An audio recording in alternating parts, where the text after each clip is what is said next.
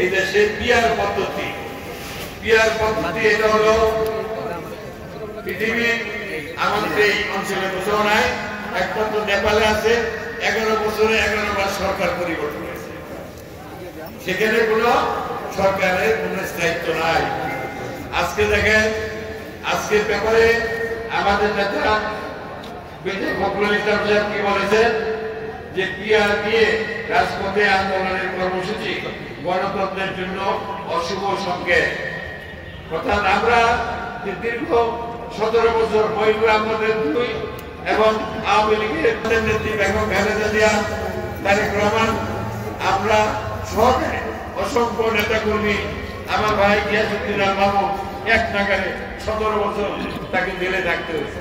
কি এই দেশে গণতান্ত্রিক বিএনপি গণতন্ত্রের কথা বলে, মামুন তারেকের বন্ধু, মামুন যদি বের হয় তারেক চলে আসবে এবং এই দেশে রাজনীতিতে একটা উলটপুলট হয়ে যাবে। হাসিনার ভয়ের থেকে, মনের ভয়ের থেকে আমার ভাইকে দীর্ঘ 17 বছর কষ্ট দিয়েছে। মহিবুর আহমদ, ফখরুদ্দিন তারা কষ্ট দিয়েছে। আল্লাহ তাদের বিচার করেছে, তারা দেশ থেকে সমূলে উৎখাত হয়ে তারা চলে গেছে। প্রিয় ভাইয়েরা, এই পিয়ার পদ্ধতি হলো এমন একটা জিনিস যে আপনার এটা মার্কার উপরে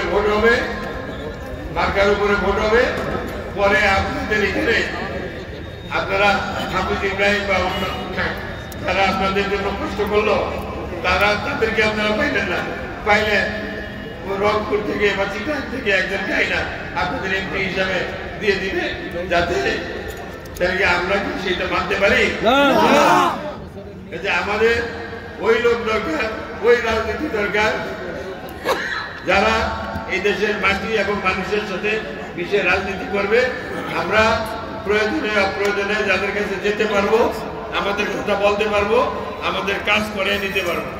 বাইরের কেউ আর কিন্তু এটা সম্ভব না। এরা এটা পার্শ্ববর্তী একটি দেশের নীল নকশা অনুযায়ী তারা এই কিছু ইসলামিক দল তারা এটা নিয়ে আন্দোলনের জন্য তারা প্রস্তুতি নিতেছে। তাদের মুরব্বী এই দেশের সীমানার মধ্যে নাই, তাদের মুরব্বী এই দেশের সীমানার বাইরের থেকে তারা বুদ্ধি দেন। আমাদের আজকে যদি ভোট হয়, কালকে ভোট হয়, তাহলে আমাদের প্রতিদ্বন্দ্বী কি? জামাতে ইসলাম। এই জামাতে ইসলাম 1986 সালের কথা মনে আছে কিনা আপনাদের?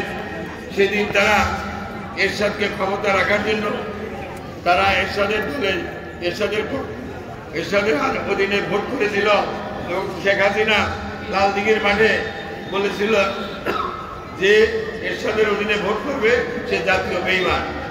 এটা বিকেলবেলা বক্তৃতা দিয়ে হাসিনা এরশাদের অধীনে ভোট করার সিদ্ধান্ত নিয়ে আমাদের তখন জাতীয় বেঈমানে সে পরিণত হয়েছিল, মনে আছে তো?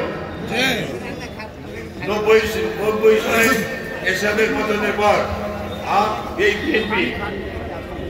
বিএনপির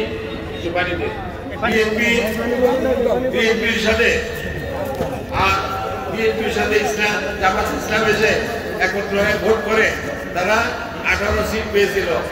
আর 1996 সালে আওয়ামী লীগের সাথে মিলে বিএনপির বিরুদ্ধে আন্দোলন করে তারা আওয়ামী লীগ সহযোগিতা করে জামাত ইসলাম 3 সিট পেয়েছিল।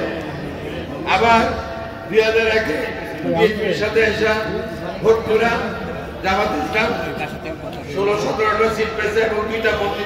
তাদের নিজেদের দলের লোকদেরকে তারা আর্থিকভাবে স্বাবলম্বী করার জন্য কাজ করেছে। মনে রাখবেন, মুজাহিদুল আবুল হাসান মুজাহিদ আর নিজামী সাহেব তারা ব্যক্তিগতভাবে ভালো লোক ছিলেন।